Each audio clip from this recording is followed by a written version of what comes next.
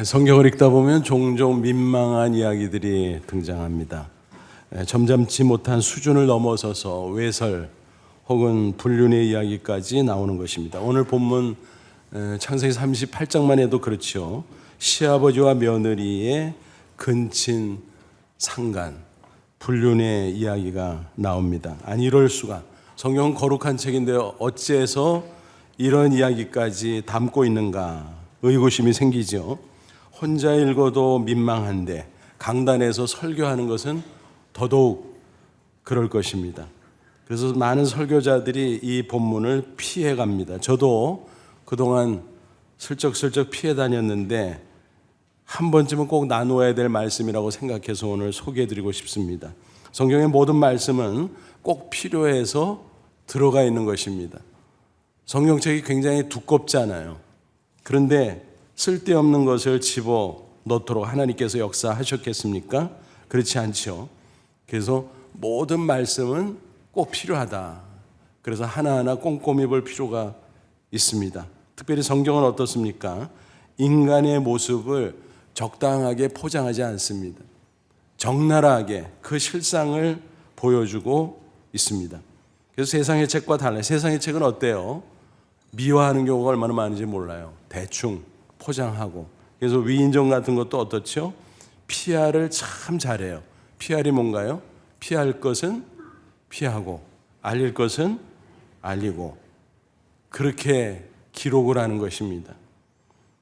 그러다 보니까 사실은 허점이 많죠. 약점을 슬쩍 집어넣은 것 같은데도 나중에 보면 그 인물을 부각시키기 위해서 장치로서 집어넣는 경우가 많다라는 것입니다.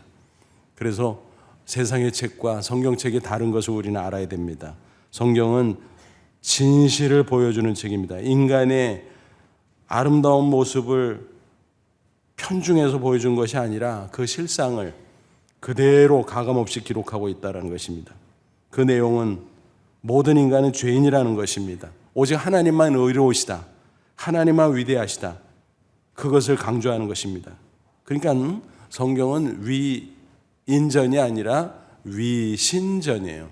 하나님만이 거룩하고 위대하시다. 그 하나님이 죄인인 인간을 변화시켜서 때로는 위대하게 만든다. 그러나 그 위대함은 오직 하나님의 은혜 가운데 있는 것이다. 그런 메시지를 전하는 것입니다. 오늘 본문도 마찬가지예요. 야곱의 넷째 아들 유다. 그가 며느리 다말과 불륜을 저질렀어요. 그런데 놀랍게도 이 유다가 넷째 아들이었는데 육적으로는 영적으로 장자가 됩니다. 그러니까 메시아 예수 그리스도의 조상이 됐다는 거예요. 아니 그렇게 악한 자가 어떻게 그렇게 됐지? 이상하네. 의아하게 생각할 수 있어요. 어쨌든 그것은 분명한 사실입니다. 이게 바로 하나님의 놀라운 은혜의 역사라 그런 것입니다. 오늘 우리에게도 이런 은혜가 임할 수 있기를 바랍니다. 우리는 그 은혜 덕분에 구원을 받았고 하나님의 자녀가 되었고 또 그 은혜로 인해서 이 세상에서 승리 인생을 살아갈 수 있습니다. 그리고 장차는 천국에 들어갈 수 있는 것입니다. 이 시간 바로 그 이야기를 나누고자 합니다. 아무쪼록 말씀을 통해서 다시 한번 하나님의 놀라운 은혜를 깨닫고 그 은혜에 감사하고 그 은혜의 힘으로 승리의 인생을 꼭 살아가는 저와 여러분 다 되시기를 주님의 이름으로 축원합니다. 먼저 유다의 그 불륜, 그 범죄의 경위를 한번 살펴보죠. 그 때는 언제였을까?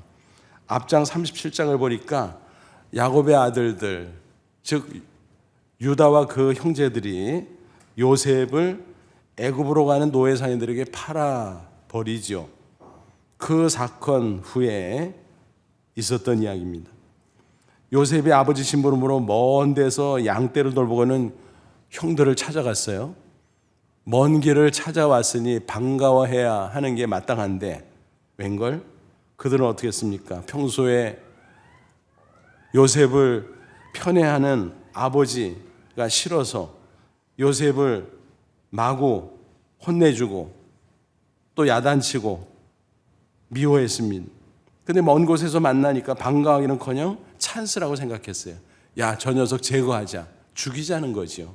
거의 죽이려고 작정을 하고 행동에 옮기고 있는데 그때 유다가 나섰습니다. 야, 굳이 죽일 거 있냐. 마침 노예 상인들이 지나가고 있었어요. 차라리 저 사람들에게 팔아 넘기자 제안했고, 그래 그러지 뭐. 그렇게 돼버린 것입니다. 아마 유다로서는 궁여지책으로 그런 제안을 했고, 어쩌면 뭐 할 수 없다라고 생각했을지 모르지만, 그러나 한편으로는 상당한 양심의 가책을 느꼈으리라고 상상해 봅니다. 특별히 형제들에 대해서 그 사건 이후 환멸을 느꼈을 거예요. 야, 어떻게 형제들끼리 이럴 수가 있나. 사실은 자기도 문제지만 그런 생각을 했을 것입니다. 또 아버지에게 속였잖아요. 요셉이 짐승에게 물려서 죽었어요.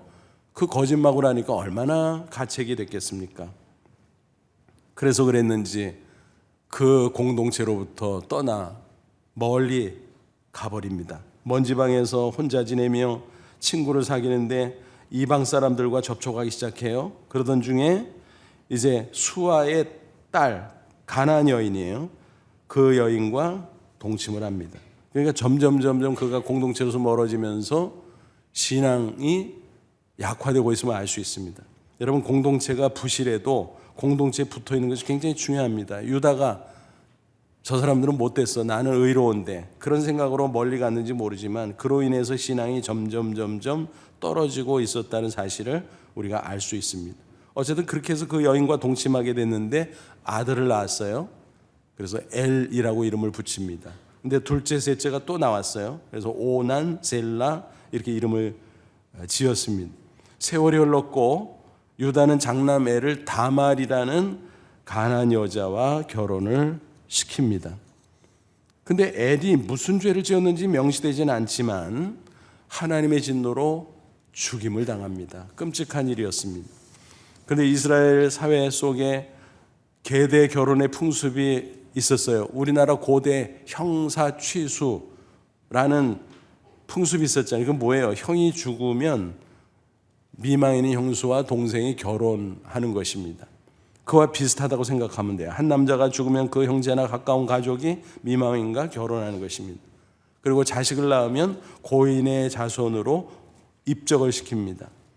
요즘 생각하면 야, 그럴 수가 있어? 라고 그렇게 의아해할 수 있지만 그 당시로서는 가문을 지키는 중요한 장치였습니다. 그래서 하나님께서 시대적 상황을 고려해서 허용하셨고 심지어 율법 규정에 명문화시켰습니다. 그 규정에 따라서 유다는 차남인 오난과 다말을 결혼을 시켰어요. 근데 이 오난이 마음이 좀 고약했습니다. 내가 미쳤어? 형의 자식을 놔주게? 그래서 임신을 일부러 기피합니다. 그 모습이 하나님 눈에 너무너무 잘못됐어요. 그래서 하나님께서 진노하셨고 오난 역시 죽임을 당합니다. 일이 이렇게 전개되니까 유다가 두려운 생각이 들었어요. 야, 이렇게 우리 아들마다 죽어나가니 셋째 아들 셀라도 죽으면 어떡하지? 그래서 핑계를 댑니다. 셀라가 아직 어리니 다말 며느라 너의 친정으로 가서 수절하고 있어봐. 근데 사실은 속으로는 끊어내는 것이었습니다. 그러던 중 유다의 아내가 죽게 됩니다. 애도 기간이 끝났어요. 아마 마음이 허전했겠죠. 그때 친구를 또 찾아갑니다. 시라라는 친구였는데, 그래서 양딸 깎으러 가자 딥나라는 곳으로 갑니다. 목축하는 유목민들에게 양털 깎는 날은 마치 농부에게 추수날과 비슷해요. 축제의 날이죠. 그리고 소문이 쫙 퍼졌어요. 왜냐하면 유다가 꽤나 유력한 족장이었으니까 거느리는 사람들이 많았을 겁니다. 그 소문이 며느리 다말의 귀에 들어간 거예요. 다말은 그때 어떤 심정이었을까요? 시아버지가 연락도 안 해. 얼마나 괘씸했을까요? 야, 그럴 수 있어? 어떻게 하나님의 율법을 어겨? 믿음의 가문이라는 그런 집안에서 아마 그러고 있었을 거예요. 그러니까 시아버지가 나타난다 그러니까 좋아 하고 꾀를 부립니다. 시아버지가 나타날 때를 기다리기 위해서 성문 곁에 앉아 있어요. 근데 과부 복장을 벗어 던지고 너울 베일 같은 거죠. 그것을 얼굴 가린 모습으로 앉아 있습니다. 이제나 저제나 기다리고 있었습니다. 지나갈 때를 거기를 다 통과하니까 왕래하는 사람들 아니나 다를까 유다가 나타났어요. 얼굴을 가리니까 전혀 몰라봤죠. 유다는 창녀인 줄 알고 동침을 요구합니다. 그러자 다말은 화대를 요구하죠. 염소 한 마리 줄게. 내가 약속할게. 그 약속을 어떻게 믿어요? 담보를 내세요. 그래서 유다는 하는 수 없이 담보물로 도장과 끈과 지팡이를 건네게 됩니다. 그 당시는 도장을 끈에 묶어가지고 이렇게 목에다가 이렇게 걸고 다녔어요. 목걸이처럼. 그러니까 도장과 끈은 신분증 같은 거고, 지팡이는 남자의 장신구, 소지품, 뭐 그렇게 이해하시면 됩니다. 여기서 우리는 유다의 범죄 모습을 보면서 인간의 한계를 알게 됩니다. 유다는 형제들에 비해서 자기 자신이 훨씬 더 의롭다고 생각을 했어요. 그래서 형제들을 미워하고 환멸하고 멀리 떠나왔잖아요. 사실 요셉을 팔았지만 그것도 자기 스스로를 합리화시켰어요. 그래도 죽임을 당할 뻔했는데 내가 목숨을 구해줬잖아. 하지만 그 모든 것이 죄인의 모습이었고, 특별히 이방 여자와 정식 결혼도 아니고 동침했잖아요. 동거했잖아요. 그리고 며느리에게는 너무 부당한 짓을 저지르고 말았습니다. 게다가 모르고 그랬다지만 어쨌든 며느리와 불륜을 저질렀잖아요. 어쨌든 창녀와 낯선 여인과 간음죄를 저지른 거 아니겠습니까? 그런 모든 과정을 보면 유다가 제 아무리 의인이라고 주장했을지 모르지만 그 역시 별 수 없는 죄인이었구나 하는 것을 우리는 알 수 있습니다. 그렇습니다. 유다뿐이겠습니까? 모든 인간은 아담 이후 예외 없이 다 죄인입니다. 로마서 3장 10절 증거하죠. 의인은 없나니 하나도 없으며. 또 예레미야 17장 9절에 이렇게 증거합니다. 만물보다 거짓되고 심히 부패한 것은 마음이라 누가 능히 이를 알려면. 우리말에 그런 말이 있잖아요. 10길 물속을 놔도 한 길 사람 속은 모른다. 그 속에 뭐가 들어있는지 모른다. 죄가 들어있죠. 그래서 만물보다 거짓되고 심히 부패한 것이 인간의 마음이라고 했습니다. 그런 가운데 인간들끼리 어떡하죠? 내가 의로워. 아니야, 내가 의로워. 서로 비교 우위를 내세우고 자랑합니다.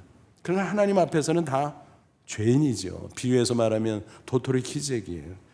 내가 더 커 하지만 위에서 내려다보면 도토리는 다 도토리일 뿐이에요. 거기서 거기입니다. 숫자로 생각하면 이런 거에 하나님이 정하신 의의 기준을 100점으로 볼 때 인간들이 아무리 착하게 산다고 자기 나름대로 하지만 어떤 사람은 잘해봤자 7, 80점, 또 형편없는 사람은 2, 30점, 뭐 그럴 거예요. 그런 7, 80점짜리는 2, 30점짜리를 보면서 뭐라고 해요? 저 형편없는 인간들, 인간도 아니야 뭐 이럽니다. 2, 30점짜리는 야, 인생 별거야. 7, 80점. 니네들은 죄 없냐? 니네들도 뒤에서 할지 못할지 다 돼? 서로 그러고 삽니다. 여러분, 그러니까 중요한 건 뭐예요? 절대자 하나님 앞에 나 자신의 모습입니다. 여지없는 죄인의 모습이죠. 그것을 깨닫는 게 중요합니다. 그런 사람이 비로소 하나님 앞에 회개할 수 있고 그로 인해서 구원받을 소망을 얻게 되는 것입니다. 미달임에도 불구하고 의롭다고 스스로 착각하고 애매하고 살아봤자 죄인일 수밖에 없기 때문에 영원한 멸망길로 떨어지게 되는 것입니다. 로마서 6장 23절 죄의 삭은 사망이요 뭐예요? 죄로 말미암아 사망을 당할 수밖에 없다 인간은. 여기서 사망은 육적 사망만 말하는 게 아니에요. 그 전에 죄로 말미암아 하나님과 단절된 영적 사망. 그래서 하나님으로부터 생명, 지혜, 은혜 이런 것이 끊어져서 임하지를 못합니다. 그게 인간의 비극이죠. 그런 가운데 아무리 육신적으로 잘 먹고 잘 산다고 할지라도 그 영혼은 공고하고 결국 그 다음 멸망의 길로 떨어지게 되는 것입니다. 육적 사망 이후에 뭐가 기다리고 있어요? 영원한 사망, 내세 지옥의 영원한 형벌이 기다리고 있다라는 사실입니다. 이게 죄의 삭은 사망이라는 말에 포함된 뜻입니다. 유다가 만약 여기서 모든 이야기가 끝났다면 어떻게 됐을까요? 그도 그 죄로 말미암아 영적 사망, 육적 사망, 영원한 사망으로 떨어질 수밖에 없었을 것입니다. 그런데 다행히 유다에게는 그 다음의 이야기가 있습니다. 그는 자신의 죄악을 어떻게 합니까? 깨닫게 됩니다. 철저히 회개하게 됩니다. 유다는 다말과 간음한 후에 담보물을 찾아야 되잖아요. 근데 부끄러운 거예요. 죄를 지으면 수치스럽거든요. 그래서 친구에게 부탁을 하죠. 자네가 대신 좀 가서 찾아와. 염소 새끼 한 마리 줄 테니까 갖다 주고. 친구가 알았어 그러고 갔는데 아무리 찾아도 다말의 행방을 알 수가 없었습니다. 이상하다. 여기에 여인이 있었다 그랬는데 어디 갔어. 그래서 주변 사람들에게 물어보니까 아이고 이 동네는 창이 없어요. 뭐가 잘못된 거지. 그래서 이상하네. 그러고 돌아올 수밖에 없었죠. 그 얘기를 쭉 해주니까 유다가 너무너무 부끄러웠습니다. 야, 이러다가 망신당하겠다. 야, 그냥 먹고 떨어지라 그래. 더 이상 찾지도 말자. 그래서 은폐하고자 모르는 척하고 지냅니다. 여러분, 죄는 항상 그래요. 수치를 느끼고 숨기고 가리고 은폐하려고 하고 핑계를 대고 합리화시키려고 하고 아담 이후의 모든 인간은 죄로 말미암아 그렇게 살아가고 있는 거예요. 유다도 예외는 아니었다라는 것입니다. 그러던 중 석 달이 지났어요. 이상한 소문이 들려왔습니다. 본문 38장 24절 보세요. 석 달쯤 후에 어떤 사람이 유다에게 일러 말하되 내 며느리 다말이 행음하였고 그 행음함으로 말미암아 임신하였느니라. 세상에 며느리가 아기를 가졌다는 거예요. 아니 이럴 수가.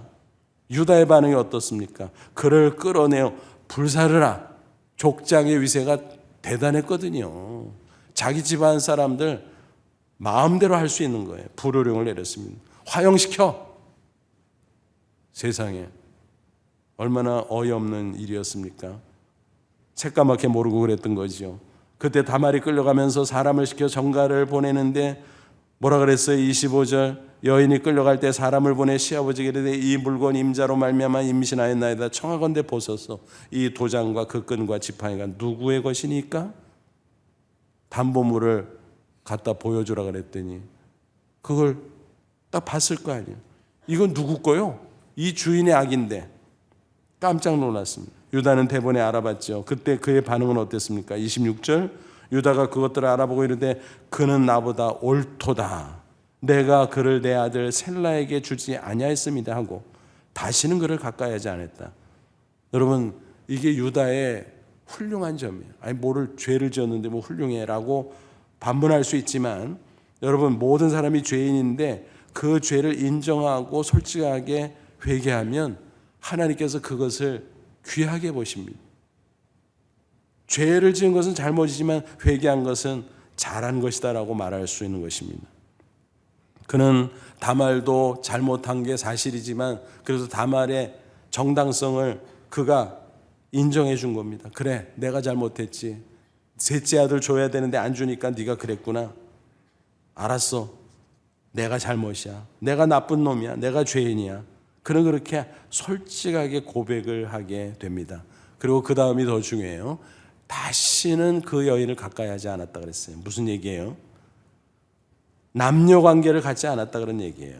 그러니까 회개하고 정신을 바짝 차리고 그 다음에는 정결하게 바르게 살았다는 거예요. 실제로 그 뒤에 성경 기록을 쭉 추적해 보면요, 유다가 달라졌어요. 형제들 가운데서도요, 먼저 희생하고 솔선수범하고 리더십을 발휘하고 아버지에게 더 적극적으로 효도하고, 와, 진짜 유다가 달라졌다라는 것을 우리는 확인할 수 있습니다. 여러분, 이게 남의 일이니까 그렇지 사실은 대단한 일입니다. 자신의 죄악을 은폐할 수가 있었어요. 왜냐하면 그 당시 고대 족장 시대에 족장이잖아요. 자기 집안 사람들 다 좌지우지할 수 있어요. 그러니까 시침이 뚝 떼고 모르는 척하고 뭐라 그래 제가? 빨리 화형시켜. 그러면 끝나는 거예요.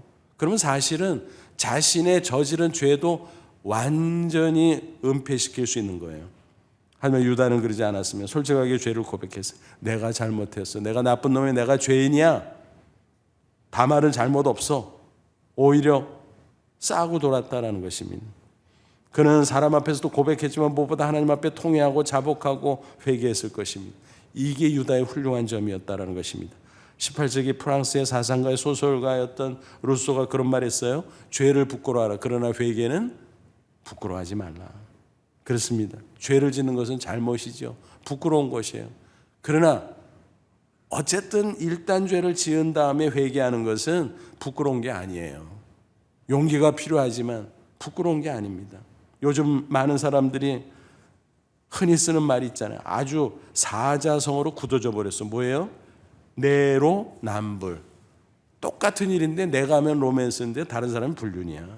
어떻게 그럴 수 있어? 남에게 들이댄 잣대가 있으면 나한테도 똑같이 들이대야 되잖아요. 그래야 되는데 슬그머니 나한테는 내려놓습니다. 남에게만 비난하고 비판하고 정죄하고 욕하고 손가락질하고. 근데 내가 똑같은 짓을 하면서 나는 괜찮대. 얼마나 웃기는 세상인지 몰라요. 여러분, 이게 인간들이 죄인이라는 증거예요. 하나님의 기준은 똑같잖아요. 누구에게나. 그 기준으로 판단하고 나도 잘못했으면 솔직히 인정하고 회개하는 것이 바른 태도다라는 것입니다. 그런 사람이 신앙으로 나아갈 수 있는 것입니다. 예수 그리스도를 만나고 죄 사함 받고 하나님의 백성이 될 수 있는 것입니다. 아담이요 모든 인간은 죄인이기 때문에 다 실수할 수 있어요. 죄를 지을 수 있어요. 그런데 회개는 또 다른 문제예요. 회개하는 사람은 있기도 하지만 없기도 하다라는 거예요. 솔직히 회개하는 사람, 그 사람이 용기 있는 사람이고 그 사람이 정직한 사람이고 그 사람이 하나님을 만나고 죄 사함을 받을 수 있는 것입니다. 그래서 구원의 길이 열리고 살 길이 열릴 수 있다는 것입니다. 유다가 바로 그런 사람이었다라는 말씀입니다. 종교학자 마르틴 루터가 창세기 38장을 연구하다가 처음에는 의아했어요. 우리와 비슷했어요. 아니 거룩한 성경책에 이런 민망한 사건이 기록되어 있네. 이거 왜 적어놨어? 근데 깊이 연구하고 묵상하다 보니까 깨달음이 왔어요. 유다가 의인이라고 주장했지만 그런 죄를 저질렀잖아. 맞아. 모든 인간이 다 죄인이야. 별 수 없는 죄인이야. 그 누구도 의롭다고 자랑할 수 없어 라는 사실을 확인할 수 있었습니다. 반면에 유다가 그렇게 큰 죄를 지었지만 회개하고 하나님의 은혜로 구원받았잖아. 하나님의 은혜로 축복받았잖아. 그렇다면 아무리 죄를 지어도 절망할 필요가 없네. 회개하면 되네. 하나님의 은혜를 받으면 되네. 그 진리를 확인할 수 있었습니다. 그렇습니다. 그래서 성경에 이 사건을 굳이 기록했다고 이해하시면 되겠습니다. 유다처럼 악한 죄인도 얼마든지 회개하면 용서받고 구원의 길이 열립니다. 하나님의 은혜가 임하고 축복의 길이 열린다는 사실입니다. 하나님 회개한 유다에게 정말 죄사함의 은혜를 주셨어요. 하나님 앞에 회개하는 자에게는 놀라운 복이 임합니다. 구원의 복이에요. 예수님께서 마태복음 5장에 팔복을 말씀하셨잖아요. 그 팔복 하나하나 보면 구원과 관련성이 있어요. 특별히 1복과 2복 뭐라고 되어 있어요? 마태복음 5장 3절 4절 심령이 가난한 자는 복이 나니 천국이 그들의 것이며. 심령 가난한 사람이 뭐예요? 마음이 겸손한 사람, 솔직한 사람. 그래서 자신이 죄인인 것을 고백할 줄 아는 사람, 그 사람은 천국을 소유할 수 있다. 회개하고 죄사함 받고 영생 얻고 천국에 들어갈 수 있다는 거죠. 또 애통하는 자는 복이 나니 그들이 위로를 받을 것이요. 자기의 죄악된 모습을 애통해하면서 회개하면 하나님께서 위로해 주신다라는 거예요. 받아주시고. 얼마나 놀라운 축복입니까? 이게 바로 회개하는 자에게 주어지는 하나님의 놀라운 은혜인 것입니다. 예수님이 공생애 때 여러 곳을 다니며 말씀 전하고 이적을 행하는데 다 따르는데 대적하는 자들이 있었어요. 그 중에서 대표적으로 바리새인들이 있었어요. 그들을 보면 자기들 딴에 의인이라고 주장하고 신앙생활 제일 잘하는 척했지만 하나님 앞에서는 형편없는 자들이었어요. 그래서 예수님께서 그들을 책망하면서 하신 말씀이 있어요. 마가복음 2장 17절 건강한 자에게는 의사가 쓸데없고 병든 자에게 쓸데있느니라. 나는 의인을 부르러 온 것이 아니요 죄인을 부르러 왔노라. 무슨 얘기? 바리새인들 너희들 나랑 상관없어. 알았냐? 그런 뜻이에요. 비유해서 말씀하셨어요. 병자가 있는데 자기가 병자인지 나 건강해, 나 멀쩡해. 그러면 용한 의사 있어도 아무런 소용이 없는 거예요. 내가 병자인 것을 인정해야 용한 의사가 나에게 유익하잖아요. 마찬가지. 구원자로서 예수님이 이 땅에 오셨어요. 그런데 나는 의인이야. 나만큼 살라 그래. 바리새인처럼 그렇게 척하면 어때요? 예수님과 상관이 없다는 거예요. 예수님은 죄인을 구하러 왔고 죄인들을 대신해서 십자가 못 박히러 오셨는데 그렇지 않아요. 그래서 회개하는 자만이 예수님과 상관이 있다라고 말씀한 겁니다. 그래서 회개하는 자가 예수님을 만나 죄사함 받고 구원받고 영생 얻고 천국에 들어가는 것입니다. 로마서 6장 23절 죄의 삭은 사망이요 하나님의 은사는 그리스도 예수 우리 주 안에 있는 영생이니라 말씀했습니다. 유다가 그런 놀라운 은혜를 받은 것입니다. 그런데 유다 이야기는 여기서 끝나지 않습니다. 다말이 마침내 출산을 하게 되는데 쌍둥이를 낳았네요. 그런데 두 녀석이 서로 막 앞서거니 있어거니 그러다가 베레스가 먼저 나왔어요. 장자가 된 거지요. 나중에 족보를 따져보니까 세상에 유다, 베레스 쭉 내려가서 다윗 왕, 그리고 쭉 내려가서 인간으로 오신 하나님의 아들 예수 그리스도, 이렇게 연결되네요. 마태복음 1장 잘 아시잖아요. 메시아 족보, 왕의 족보. 마태복음 1장 1절로 3절 보니까 뭐라고 돼 있어요? 아브라함과 다윗의 자손 예수 그리스도의 계보, 족보라. 믿음의 조상 아브라함 쭉 내려와서 다윗, 그리고 예수 그리스도, 이렇게 연결된다는 거예요. 아브라함이 이삭을 낳고 이삭은 야곱을 낳고 야곱은 유다와 그 형제들을 낳고 유다는 다말에게서 베레스와 세라를 낳고 베레스는 헤스론을 낳고 헤스론은 람을 낳고. 그러니까 여러분, 유다는 네 번째 아들이라고 그랬잖아요. 야곱의. 근데 장자의 위치에서 딱 기록이 됐어요. 그리고 유다가 다말을 통해서 난 베레스가 대를 이었고 베레스로서 쭉 내려가서 다윗, 쭉 내려가서 예수 그리스도. 얼마나 여러분 놀라운 일입니까? 그러니까 유다가 메시아의 조상이 됐다는 얘기예요. 영적인 이스라엘의 장자가 됐다는 거예요. 야곱이 임종 직전에 12 아들에게 각각 축복하면서 예언한 말씀이 기록이 돼 있어요. 창세기 49장이죠. 거기 특별히 8절 이하를 보면 유다를 지목하고 축복하며 예언한 말씀이 있어요. 8절, 유다야 너는 내 형제의 찬송이 될지라. 유다라는 이름의 뜻이 찬송이거든요. 그 이름대로 될 거라는 거예요. 내 손이 내 원수의 목을 잡을 것이요 용맹스럽고 선도적인 지파가 될 것을 예언했습니다. 내 아버지의 아들들, 형제들이죠, 내 앞에서 다 절하리로다. 너를 찬송하고 내 앞에 다 엎드릴 것이다 라고 말씀하고 있습니다. 그대로 됐어요. 9절, 유다는 사자 새끼로다. 사자는 뭐예요? 동물의 왕자잖아요. 그러니까 유다 지파가 왕가를 이룰 것이다, 그런 뜻이에요. 내 아들아 너는 움킨 것을 찢고 올라갔도다. 그가 엎드리고 옹크림이 숫사자 같고 암사자 같으니 누가 그를 범할 수 있으리라. 왕이 된다는 거예요. 그의 자손들이 대대로. 특별히 10절 보면 좀 더 구체적으로 말씀하고 있어요. 규가 유다를 떠나지 않으면 통치자의 지팡이가 그 발 사이에 떠나지 아니하기를.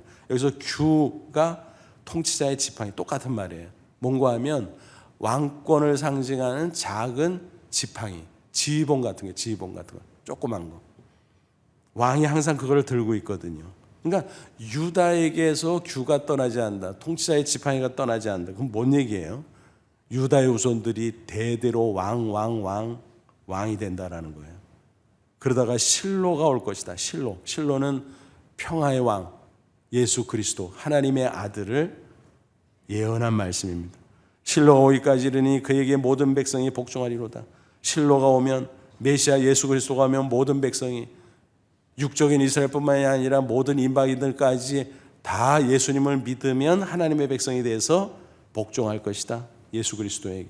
영적인 이스라엘이죠. 그러니까 이 말씀 보면 유다가 어마어마한 축복을 얻었구나, 영광을 얻었구나 하는 것을 알 수가 있습니다. 하나님 백성의 그 대를 이어가는 중심축을 유다가 장식했다라고 하는 것입니다. 특별히 계시록 7장을 보면 하나님 보좌 앞에 구원받은 성도들이 모여있는 장면이 기록되어 있잖아요. 하나님 보좌 앞에 수많은 무리가 모여있는데 그 숫자가 얼마라고요? 14만 4천. 근데 이거는 상징수예요. 2단 같은 데서는 이거는 기수로 생각해요. 하나, 둘, 셋, 넷, 세는 기수.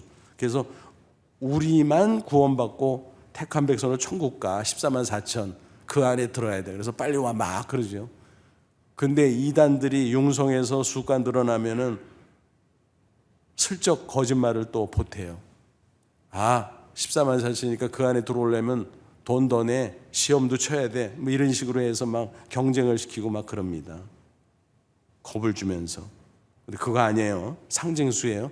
14만 4천을 분해해 보세요. 12 곱하기 12 곱하기 10 곱하기 10 곱하기 10. 무슨 뜻이에요? 12, 구약의 12지파가 상징하는 구약의 성도들을 가리키는 것입니다. 12, 신약의 12사도가 상징하는 신약의 성도를 가리킵니다. 그런데 10은 만수, 많다는 뜻이거든요. 그걸 3번 곱했어요. 그러니까 아주 많다. 그러니까 14만 4천은 결국 뭐예요? 기수가 아니라 상징수로서 구약시대, 신약시대에 택한 하나님의 백성 전체의 숫자인데 아주 많아. 그런 뜻이에요. 그 리스트를 쭉 적어놨는데 역시 상징수로 적어놨어요. 각 지파별로 12,000. 그러니까 14만 4천이 전체. 그걸 뭐라고 기록했나 보세요. 계시록 7장 4절 5절 내가 인침을 받은 자의 수를 들으니 성령으로 인침받은 구원받은 성도의 숫자 들으니 이스라엘 자손의 각 지파 중에서 인침을 받은 자들이 14만 4천이. 여기서 이스라엘 자손은 육적인 이스라엘이 아니라 만민 가운데 예수 믿고 구원받은 영적 이스라엘을 가리켜요. 인침을 받은 자들이 14만 4천이니 뭐라 그랬어요? 여러분 육적인 이스라엘의 장남은 누구라고요? 루벤. 근데 루벤이 밀리고요. 맨 앞에 누가 와요? 유다. 유다 지파 중에 인침을 받은 자가 1만 2천이요. 루벤 지파 중에 1만 2천이요. 갓 지파 중에 1만 2천이요. 그러니까 순서가 바뀌어요. 육적 이스라엘의 장자는 루벤. 근데 밀려서 영적 이스라엘의 장자는 유다라는 거예요. 얼마나 놀랍습니까? 악한 죄인이었던 유다가 철저하게 회개함으로 구원받고 그 후손이 번성했을 뿐만이 아니라 영적인 이스라엘의 장자가 되는 영광을 얻었다라고 하는 사실입니다. 그렇습니다. 성경을 회개하고 하나님의 은혜를 체험한 사람을 성자라고 말해요. 본래 의로운 사람, 완전한 사람 있나요? 없잖아요. 자신의 허물과 죄를 솔직하게 고백하고 회개하는 사람이 훌륭한 사람입니다. 회개에 합당한 열매를 맺는 사람이 성자인 것입니다. 그래서 우리 성도를 가리켜 성자라고 말하잖아요. 성도가 뭐예요? 거룩한 무리들, 성자들 그런 뜻이거든요. 그래서 영어 성경 보면 성도를 세인트, 복수로 표현하잖아요. 누가복음 15장 보면 탕자의 비유가 나오잖아요. 집안에 있는 장남, 자기는 착실하고 의로운 사람이라고 자부했어요. 근데 아버지가 볼 때는 아니야. 왜? 교만해. 자기가 의롭다고 착각해. 그래서 별로예요. 탕자는 물론 사고 쳤어요. 아버지 재산 갖고 나가서 다 탕진했어요. 근데 잘한 게 딱 하나 있어요. 뭐지요? 돌아왔어요. 회개했어요. 그러니까 아버지가 반갑게 맞이하고 어떻게 해요? 큰 은혜를 베풀어 주죠. 새 옷을 입히고 신발 신기고 또 반지를 끼워주고 잔치를 베풀고, 아니 뭘 잘했다고, 잘한 게 딱 한 가지 있다 그랬잖아요. 회개한 거. 아버지에게는요, 회개하고 돌아온 게 잘한 거야. 그래서 큰 은혜를 베풀어 주십니다. 저는 개인적으로 이 탕자의 비유를 읽을 때마다 좀 아쉬운 마음이 있어요. 조금 더 기록하지. 탕자 후편. 상상을 해봐요. 탕자가 그 후에 어떻게 살았을까? 나가라 그러면 나갈까? 절대로 안 나가야죠. 미쳤나 나가게. 이렇게 좋은 집을 왜 나가? 절대 떠나지 않습니다. 또 집에 있는 아버지의 은혜가 가장 큰 것을 알았기에 너무너무 감사하고 아버지를 뜨겁게 사랑하고 아버지의 일이라면 발벗고 나서고 목숨까지 바쳐 헌신하고 아마 그렇게 살았을 것입니다. 여러분, 이게 신앙생활이에요. 이게 하나님 앞에 자신의 죄를 회개하고 죄사함받고 구원받고 영생 얻은 은혜가 너무너무 감사해서 하나님을 뜨겁게 사랑하고 또 하나님의 일이라면 목숨까지 바치도록 헌신하고, 여러분 이게 신앙생활의 모습이다라는 것입니다. 그래서 로마서 5장 20절에 이런 말씀이 있어요. 죄가 더한 곳에 은혜가 더욱 넘쳤나니. 이 말씀을 오해하면 안 되죠. 와, 죄를 많이 지을수록 은혜가 더 많아진다고? 아니요. 죄를 지은 것은 잘못이라니까요. 기왕에 죄를 지은 거 할 수 없는데 그 후에 회개를 많이 하면 은혜가 많은 거야, 그 소리예요. 유다가 죄를 많이 지어서 큰 은혜가 임한 게 아니라 철저하게 회개했기 때문에 큰 은혜가 임한 것입니다. 은혜는 물과 같아요. 낮은 데로 올라요. 겸손히 자신을 낮추고 회개하는 사람에게 은혜가 부음받는다라고 하는 사실입니다. 한국교회 역사 가운데 빼놓을 수 없는 분이 있죠. 고 한경직 목사님. 신앙의 사표입니다. 그분에게 유명한 일화가 있잖아요. 1992년 종교계 노벨상으로 불리는 템플턴상을 수상했는데 수상식 자리에서 인사 말씀하세요 그랬더니 뭐라고 말씀을 했는가 하면은 나는 이 상을 받을 자격이 없소이다. 나는 신사참배한 죄인입니다. 여러분, 과거 일제 치하에서 온 교단이 목회자고 성도들이고 처음에는 버티다가 나중에는 너무 핍박이 거세지니까 타협을 했어요. 그래, 신사참배 별거 아니야. 우상숭배 아니고 그거 그냥 풍습이야, 풍습. 그냥 우리 가서 그냥 절하자, 그까짓 거. 그래가지고 줄줄이 단체로 가서 넙죽넙죽 절을 했어요. 우상숭배였어요. 주기철 목사님도 소시의 사람들 끝까지 신앙의 절개를 지키다가 체포되고 매맞고 투옥되고 심지어는 죽임을 당해 순교하고 그런 일이 벌어졌습니다. 그런데 한 목사님은 나는 그러지 못했습니다. 나는 타협했습니다. 줄줄이 단체로 가서 고개를 숙였습니다. 그것을 회개한 것입니다. 물론 개인적으로 그 전에 이미 하나님 앞에 회개했을 것입니다. 그러나 공적으로 그렇게 회개함으로 마음이 시원함을 느끼셨던 것입니다. 그 전에도 그리고 그 이후에 더욱더 하나님 은혜에 감사하고 복음의 사명을 감당하다가 천국에 들어가셨습니다. 또 한 분, 고 박윤선 목사님. 그분은 대표적인 한국교회 신학자지요. 그분이 쓴 주석은 지금도 많은 목회자들이 참고합니다.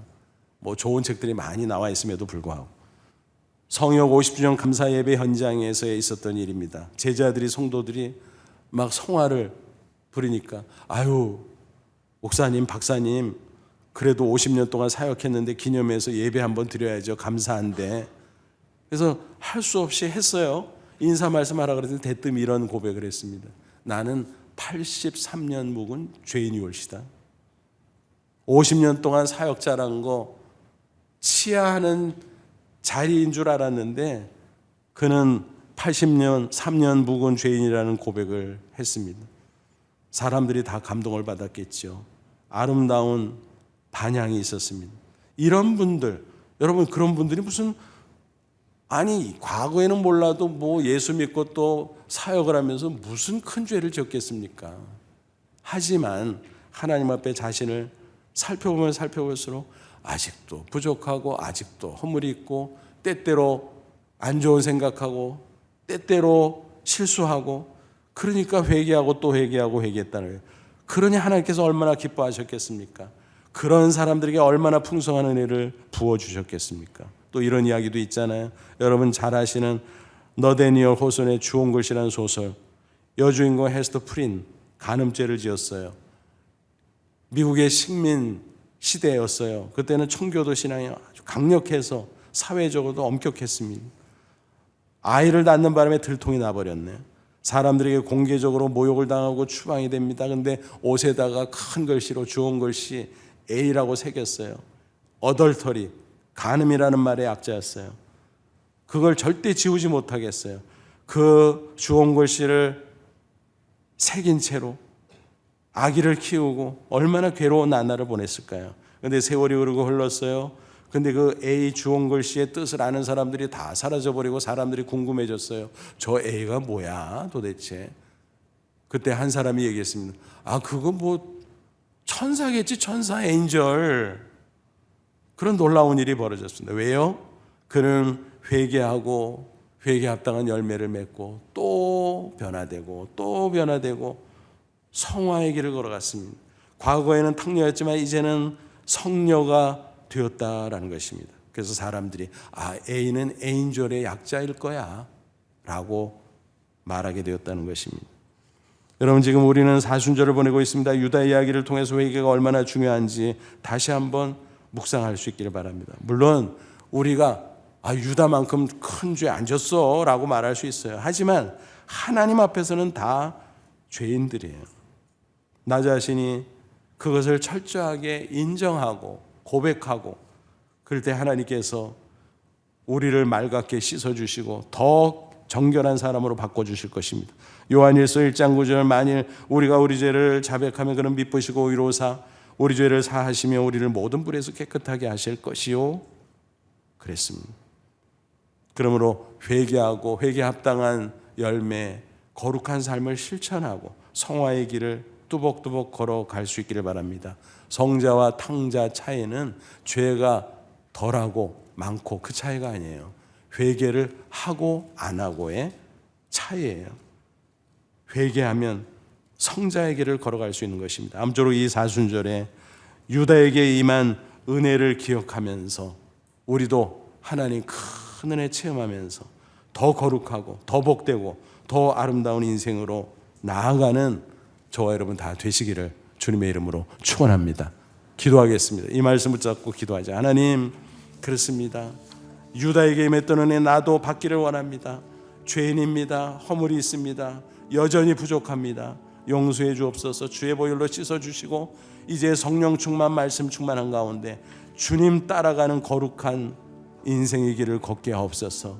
그래서 유다처럼 하나님 앞에 영광스러운 존재로 우뚝 서게 하옵소서. 우리 다 같이 간절한 마음으로 기도합니다. 하나님 아버지 은혜를 진심으로 감사합니다. 이 시간 주의 말씀으로 격려해 주시니 감사합니다. 이 말씀 붙잡고 유다에게 임한 은혜 우리도 받고 우리 각자 한 사람 한 사람 내가 성화의 길을 걸어 하나님 앞에 칭찬받고 하나님을 영화롭게 하며 이 어두운 시대에 빛의 사명을 감당할 수 있도록 역사에 주시옵소서. 예수님의 이름으로 기도하옵나이다. 아멘.